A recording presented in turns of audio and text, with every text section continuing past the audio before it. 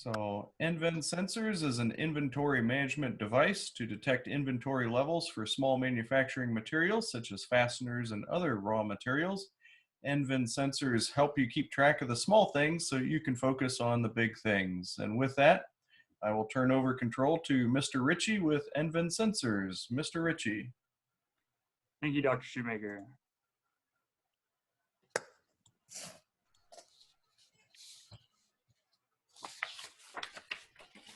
Pass to Samuel to introduce our product. Good afternoon, ladies and gentlemen. I hope everyone's having a wonderful day. My name is Samuel Desoye, and I'm a CIS major. And I, alongside my colleagues, Mr. Caleb Bird, also a CIS major, Jonathan Dillon and Ms. Kelsey Franklin, IT majors, Anusha Panther and Blake Ritchie, CS majors, are all here to help you keep track of the small things so you can focus on the big things. Funny enough. Well, we aren't actually physically going to do this, no. However, our product that we're presenting will. Our product is an IoT device that functions as a weight scale to help you manage your inventory, eliminate stockouts, and organize your raw materials. Not only will you begin to meet your project deadlines, your productivity and manufacturing efficiency will improve. We want to build a company where clients come to us whenever they have issues with their inventory or inventory management. Some of the benefits and features that we've included in this.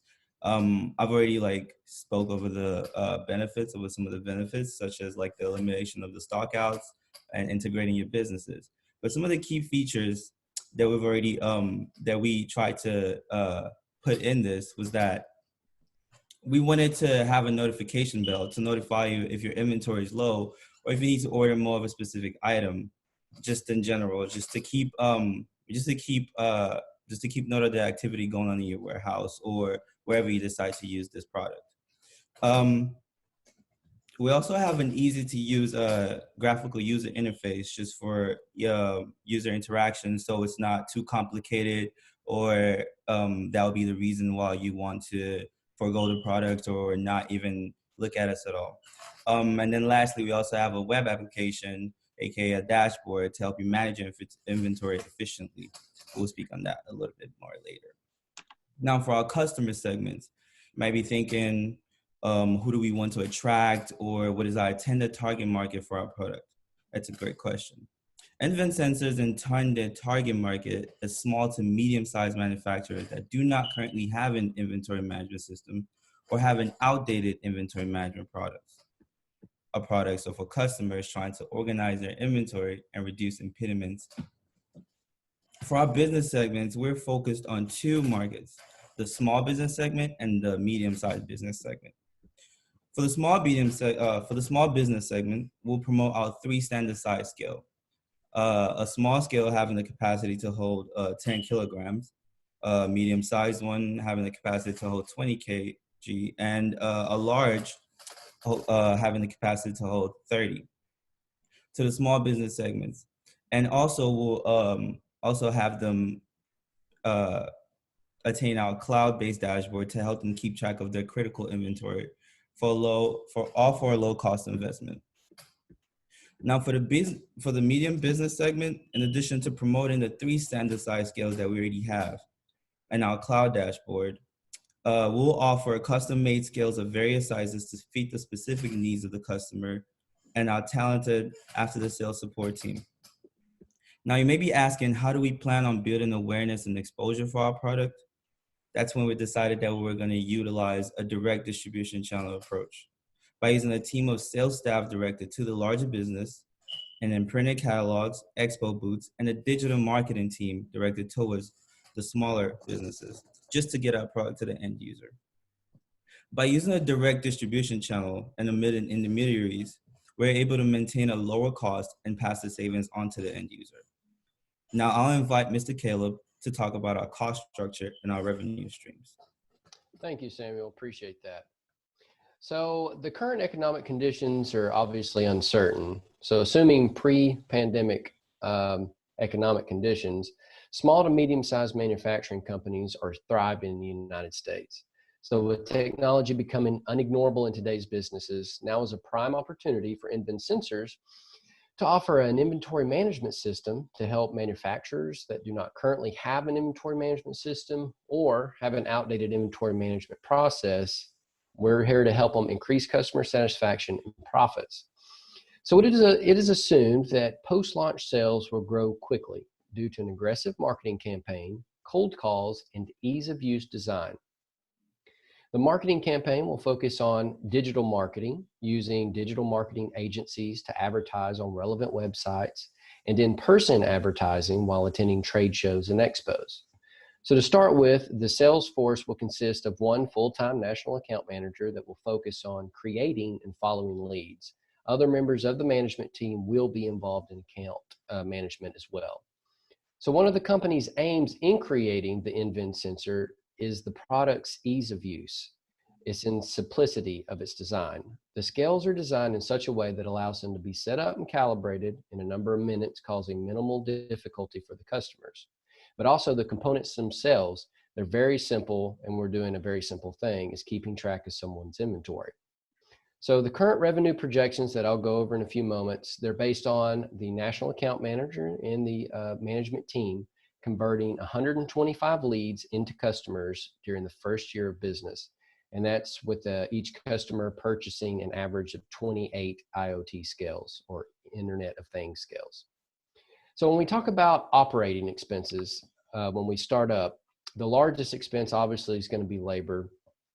We're going to start with 6 employees to start. We'll have a general manager, we'll have a national accounts manager, application developer, 2 hourly manufacturing employees, and administrative assistant. So according to several real estate sites, particularly Century 21, we can get a lease space in Tyler that will meet our needs between $1,300 and $1,500 a month. Now, obviously, there's a lot of other expenses that are going to go into that, such as liability insurance, property insurance, utilities, shipping, packaging, computer paper, all that kind of stuff.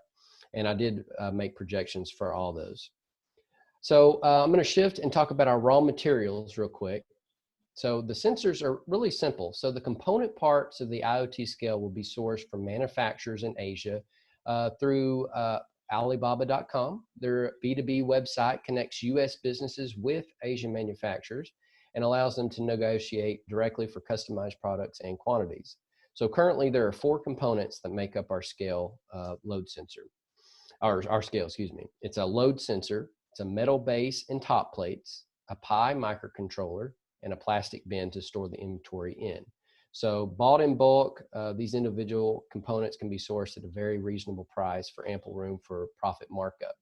And it should be noted that one Pi microcontroller can control up to 4 scales. So because of this, we were going to sell our scales in sets of 4. Now we're leveraging mass-produced technological components to make this a very simple yet inexpensive scale. These load sensors are $3 a piece.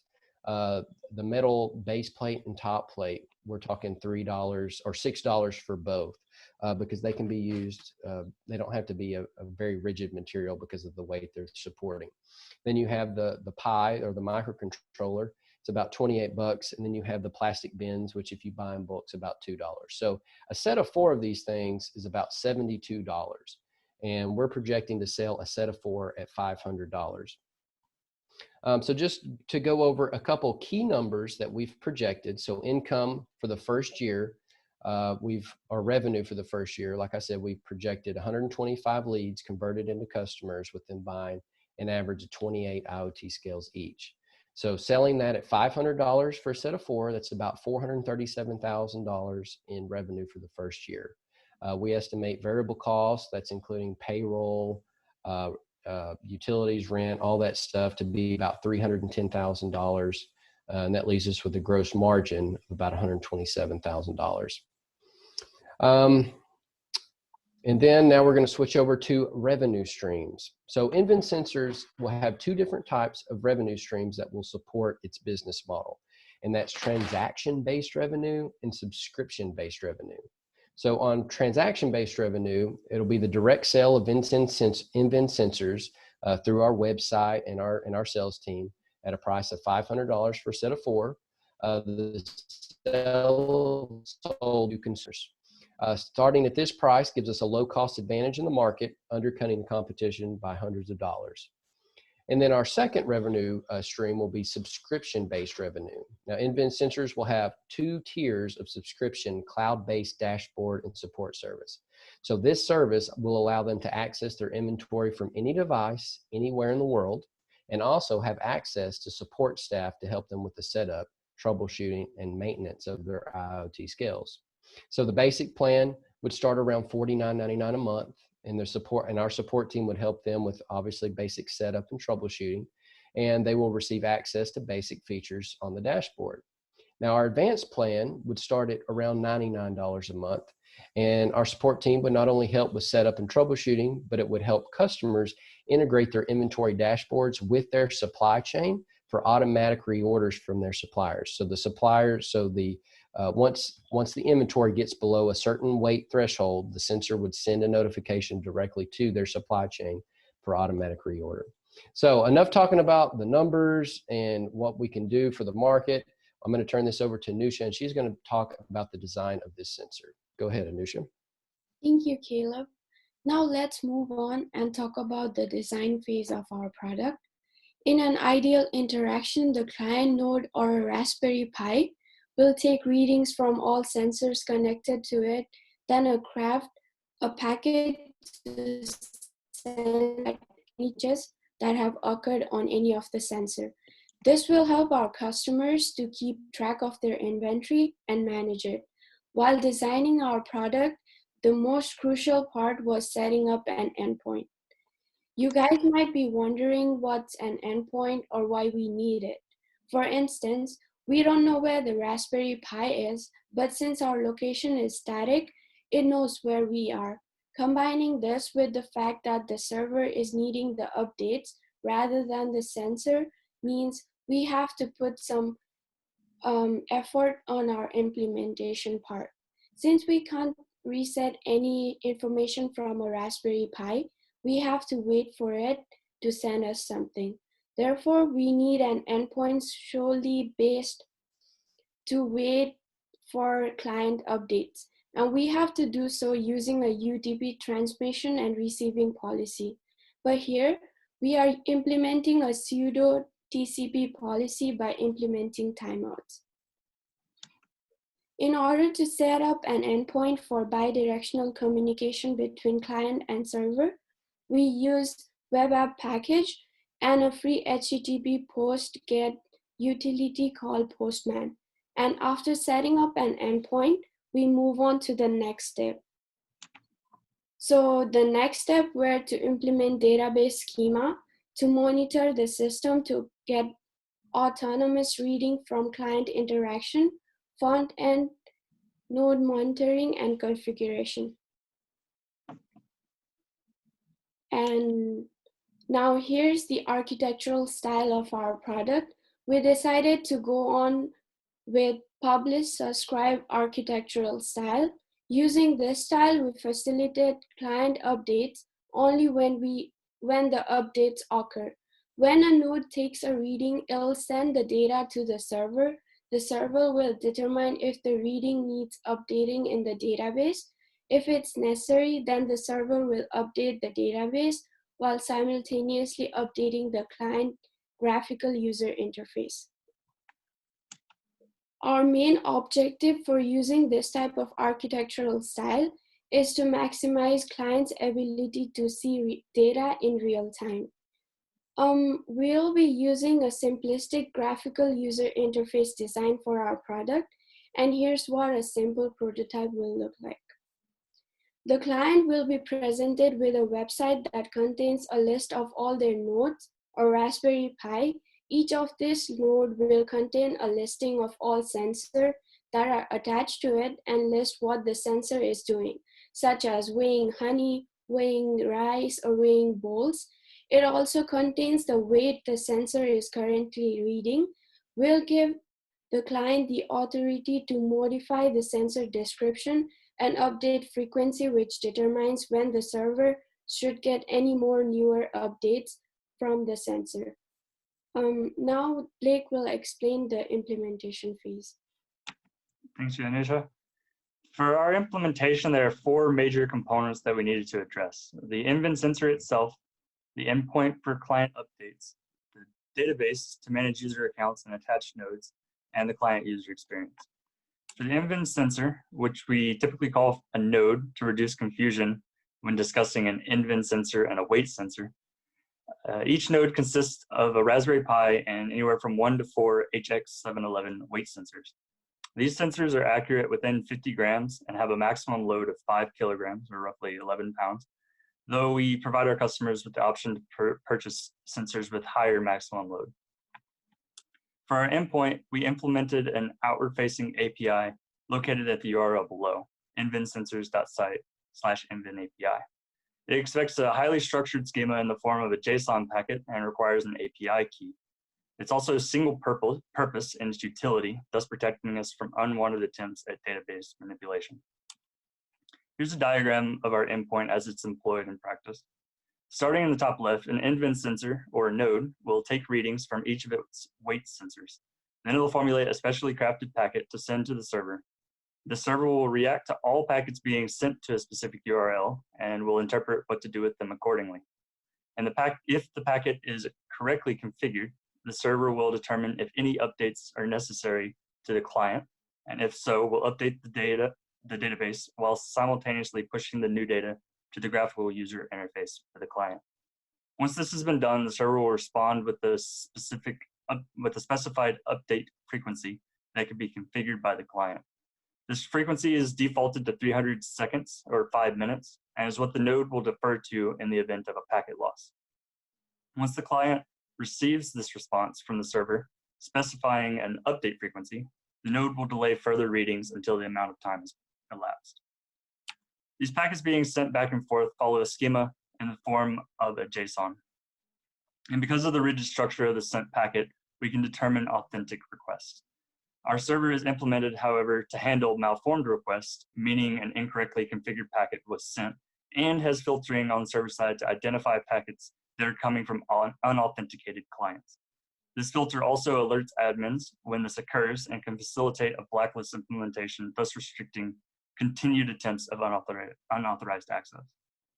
The response packet is effectively an echo of the packet being sent by the client that includes a bit more specific information regarding the node. This is intended for debugging purposes currently, but I do want to draw special attention to this field. This field contains the update frequency and allows us to sync our client's configuration with the nodes remotely. Because we use the Meteor framework for developing the user interface, we decided on using MongoDB database as it's inherently supported by Meteor. MongoDB follows a collections format and is object-oriented. We configured 3 collections and their corresponding schemas. Nven, which connects user accounts to all NVENSensors. Node, which is a single NVENSensor with connected weight sensors. And a sensor collection that contains all weight sensors that are attached to each node.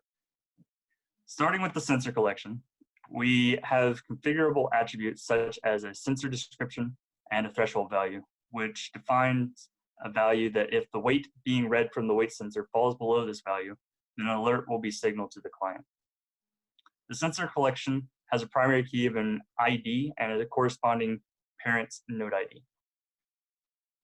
The node collection has a unique ID for each node created, The node collection has a unique ID for each node created and an update frequency configurable by the client, and an array of weight sensors that are attached to that node. Lastly, the NVENSensor, or the NVEN collection, serves as a connecting bridge to user accounts.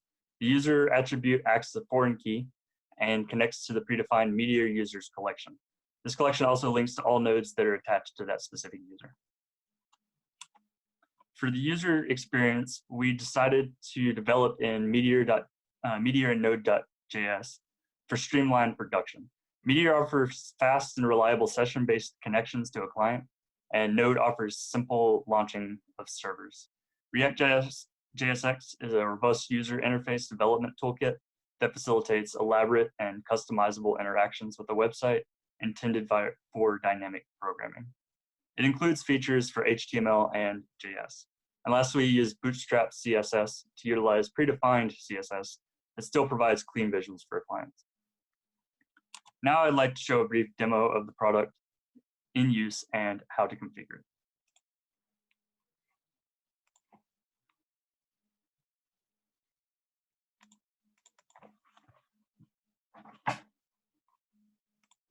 Okay, so we're going to go over the process of making a completely new node and a new user from scratch.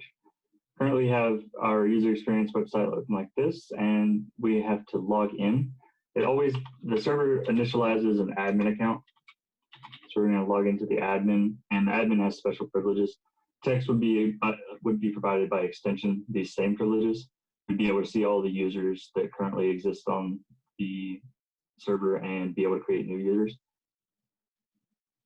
So whenever we want to go create a new user, we will give him username, and we're going to give him a regular user permissions. So for this person, whenever they go to their node page, they're going to see that they have no nodes, and an admin has to give them those, or a tech, somebody who has the ability to add nodes to a client. So we're going to log back in as admin and give some nodes to that individual. We're going to go over to demo, and you see we'll have some additional options here. We're going to give them a node that has a single sensor attached to it, and it'll pop up, it'll populate. And this is the ID that it was given, and we'll see on the server that we are given a notification about that. So we're going to copy that, because the Raspberry Pi, which we are remoted into at the moment, the SD card itself can be basically completely duplicated, but there is one piece of code that does need to be revised for each NVENSensor or each node, and that's going to be the ID. Oops, I didn't copy. Stop doing this.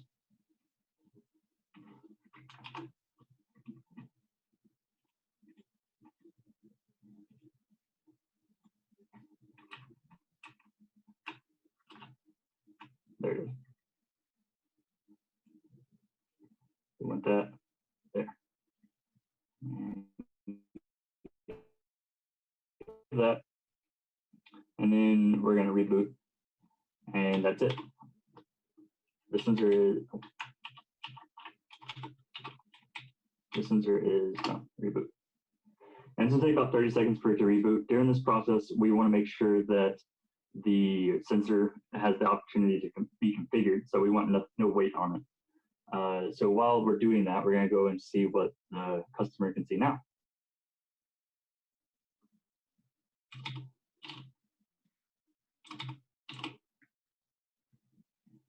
Actually, I really want to get over here really fast. We're going to do it every 1 second. Okay, so I set it up so that as soon as that Raspberry Pi turns on, it'll communicate with the server, and the server will say, continue sending me updates every 1 second. But we have a few options that we can go with. We can control the description. I'm going to be measuring a can of chicken for our example. So we're going to say it's measuring chicken, and we want its threshold to be 200 grams. And we're going to update. And it currently already shows that we're under that threshold. Now with super special admin abilities, we can formulate our own packet and force it to update. Oh, I got to update with the right ID though. That's not the right ID. Why is it doing this to me?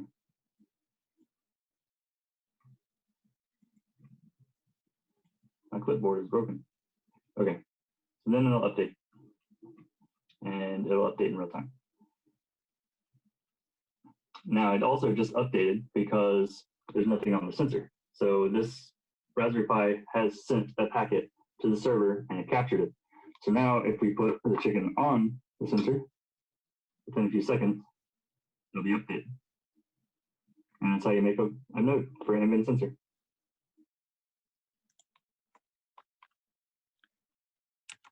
So we have a working prototype of our product, but what's next in our implementation phase? Since we're using an agile method, we have revisions that we periodically want to release that slightly change how our product operates. The first major revision we will look at involves load bearing and security for our servers. Currently, API keys are distributed to clients by admins, but are static and can permit frequent unsolicited packets on our endpoint. We want to configure our endpoints so that we can further control how frequently a client can send us data.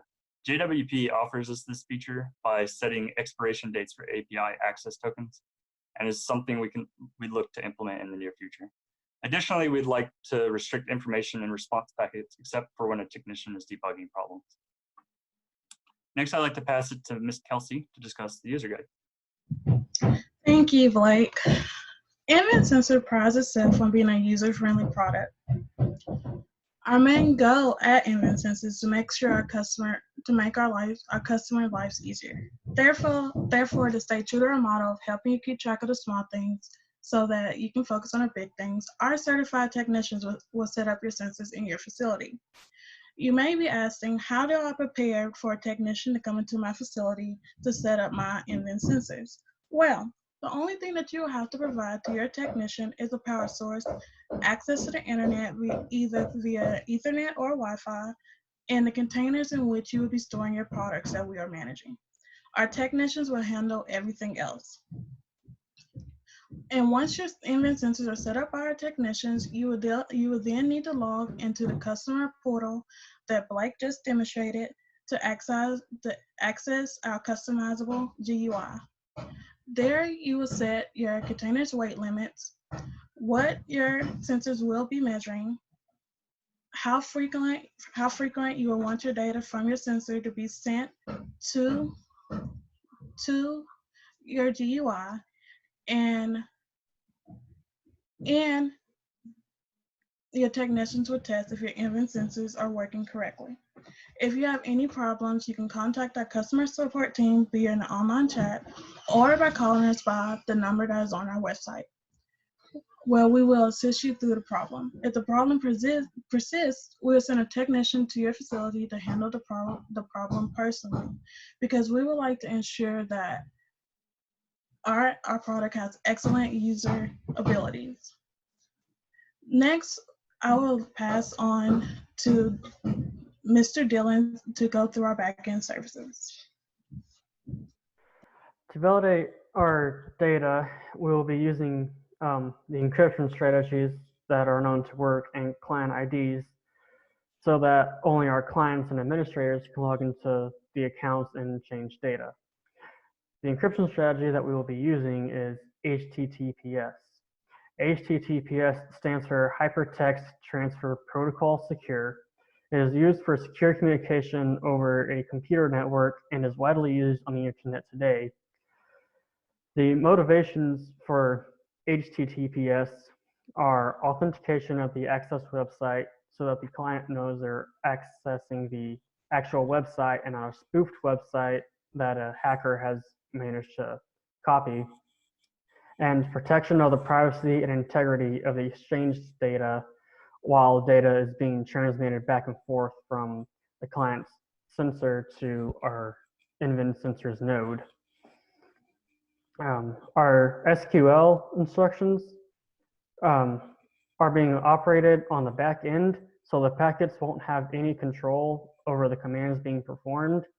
This will eliminate the possibility of any SQL injections from any hackers that will attempt SQL injections.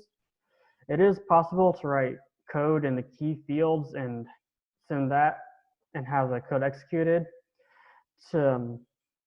We have taken the necessary measures with our settings and nodes so that the code being written in the key fields won't be executed, it will be ignored, and only the clients and administrators' login credentials and passwords will be accepted.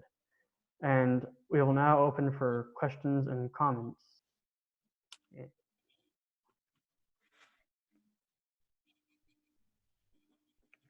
So you guys mentioned selling 4 of these for 500, I think it was. How do you guys plan to scale that up? Yes, that's correct. Okay, so like, who would be your primary customer who would only buy 4 of these things? It seems to me like you would probably sell these in big bundles so you can manage lots of inventory at once? Well, yeah, well, we sell them in sets of 4. I mean, obviously a customer is going to want more than 4, but we sell them in sets of 4 when we sell them because the microcontroller can handle 4 sensors at once. But yeah, ideally a customer would buy 20, 30, 40 of these, however big the facility is to manage their raw materials.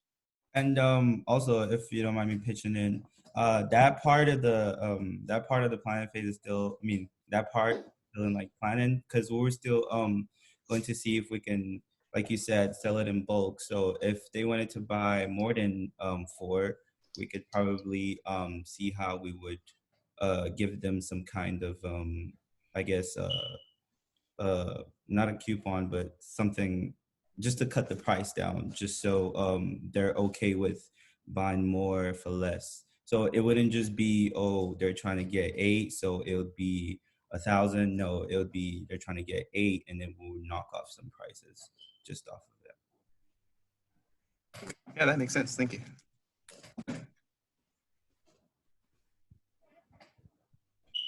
How did y'all go about your server development? We use the Meteor framework for our development of the server. We also use Node.js to launch the server. Okay. I was just curious. We went with Firebase, so I was curious how it got stood up on a different type. So in the presentation, I believe you talked about sending technicians to the site if problems arose, correct? Yes. Do you plan on having a limit as to how far you're going to travel or sell these? Because I would imagine that's going to get unruly going across the country. Or would there Yes. be a charge associated with that? As of right now, we think that reasonably the most of our customers would be around this area if we are to find people who want to buy our sensors. So it wouldn't be that big of a problem to Okay. travel on our own with our business in Texas and maybe even Louisiana or Oklahoma. But like, as you said, as we continue to go farther out, we will need to probably charge for expenses, which can also be another revenue stream. Because like most products who send technicians out to help if any problems arise, they have a budget for it, and is in for, yeah. Okay. Okay. Thank Thank you. Also, Jonathan, let's say, so it's sort of like because we have a website also, so we would be able to, for starters, if we were to somehow generate customer base like out of Tyler or out of the United States, like who knows, we would basically manage them through the online tech services. So it would also have like an online tech support. Okay. It would be easy where we can work them to the steps. Utilizing that for distances, I would assume, long Yeah. distances. Okay. Yes. Okay. Thank you. No problem. Do you mind if I chime in real quick? Yes, sir.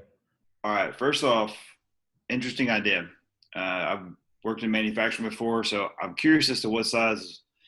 Most small things aren't even considered. They're kind of rounding errors. So I have counted screws before to put in simply, so no one does. But depending if your target is small to medium, I would encourage you guys to kind of rethink your business model a little bit, because if you're focused on folks that are small and medium size and they either have no MRP system, or it's outdated, chances are they at least have access to QuickBooks or think about QuickBooks. So if you can make this integrate with some sort of QuickBooks, that way all you have to do is send out the scales with some very trivial kind of setup instructions. And then now you're in a data business as opposed to the other business of setting things up. If you can simplify that process and find some sort of API keys to work with that you already have some that can integrate with a QuickBooks type system or some of the other ERP systems and MRP systems, then you may have something that's a little bit more manageable from a infrastructure standpoint, but your rate of adoption would probably be a lot higher too, because even because another thing to consider as well is a lot of small to medium enterprise manufacturers are in rural settings. So if you're using something that's sending a lot of data, typically they don't always have a business class infrastructure as far as network backbone. Some of them do, but some of them don't. I mean, some of them still have dial-up or they're using a DSL because that's the only thing that'll reach out there. So as long as your data that you're transmitting isn't too huge and you can keep that small, I really think you could find a good way to create a plugin for other systems. And then now your business model changes a bit, but now you're in the data business as opposed to the scale business. So just something to think about. And but it's an interesting idea. I mean, it's especially if you're working with a manufacturer that actually deal in miniaturized components that need to care about it. I don't see it be as nuts and bolts kind of as much, but there are other components that do need to be tracked, and especially if you're into raw materials and you're selling stuff by the weight, so to speak. So but anyway, that's what I'd encourage you guys to kind of look at. Oh, Thank thank you. you. That's great feedback. Yep. Good idea. Kind of on that note, so for example, kind of going in what we're all involved in, would something like microchips or things like that be something that would be worth tracking with that kind of system? I like using microchips instead of the scales themselves to track inventory. Or just if, like a lot of companies that are manufacturing things like chips and everything and all, still have to keep track of those, but those are much smaller. But Oh yeah, yeah, absolutely. And one feature of the scale that you can do is, so we measure it by weight, but it doesn't have to be displayed by weight. So you could calibrate it to say you have 5,000 fasteners, or you have 40 bearings left, or you have whatever the raw material is. So you don't have to. Weight is just the way we measure it, but we don't have to display it that way. So people pull up their dashboard. So think. And we obviously have a lot of development to go to get to a cloud-based dashboard, but think salesforce.com for your inventory. So when you pull up your dashboard, it would display it doesn't have to be by weight. You can change it by weight, or you can do it by units based on the weight per unit. And it just automatically counts that you have 40 bearings in stock or whatever. So it helps you keep track. You pull up to salesforce.com, and it helps you keep track of your inventory like that. But yeah, you could use it in anything that would fit in a bin. You could count like that, and it could be used for that. And that's an interesting idea that you brought up, because that would answer a lot of question of does this only measure in weight? Because most people, that's the first thing they're gonna look into. Why can I change it? Can I change the data? Yes. So like that's a good idea. There's also a potential expansion for that being much larger. For example, Dell, making laptops and everything and all. I'm sure it might, I don't know what kind of system they have in place for keeping track of all that, but that might be something. Most of the inventory systems, if you are curious about it, if you want to look into it, there was one that we kind of got information on, or built up our data on, which would be StockView. But most of them are on Capterra. So if you go on Capterra and if you're familiar with it, you can look up inventory management system, and they'll pull up like a couple of lists, and you can just go through. Most of them on their website, though, they do not have like a mock-up or anything like that. You would have to create some kind of user information to just get anything done. Gotcha. Mm-hmm. So I got another question for you. Have you guys thought about selling this to like Lowe's or Home Depot or hardware stores, just to keep track of their products, like when they're running low on like electrical plugs or whatever, so they would know, hey, we need to put more here? You like selling to them as a customer, or selling them the design and everything? Selling to them as a customer. That's a good idea. No, we haven't thought about that. That's not the customer segment we chose, but yeah, I think that could definitely be a good idea, a good customer to go after. Yeah. Mm-hmm. Just any hardware store in general, really. Yeah. Usually how retail will do that is they'll track that through their point of sale system. So they have an idea of what their inventory is. and they'll increment that accordingly as the sales go through, and then refresh it when supply comes in.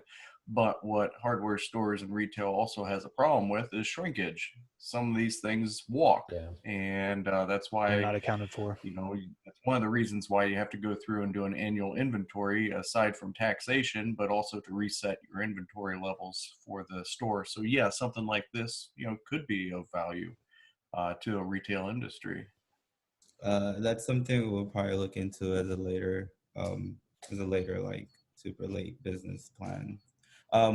Also, the interesting thing about this is maybe as we scale our business further, it does not necessarily have to be sold to all these manufacturers or big companies or small companies. You could use this in your household. Now, obviously, we would probably drop the price a little lower just for like an individual, like using it in the house, maybe because I use a lot of these pins to like put up my art and all that. I can use it for that. I use a lot of small hardware materials. I can use it for that. So especially like if you want to build a man cave and you have your little projects you're always working on, this would be a great step to like taking your innovative mindset.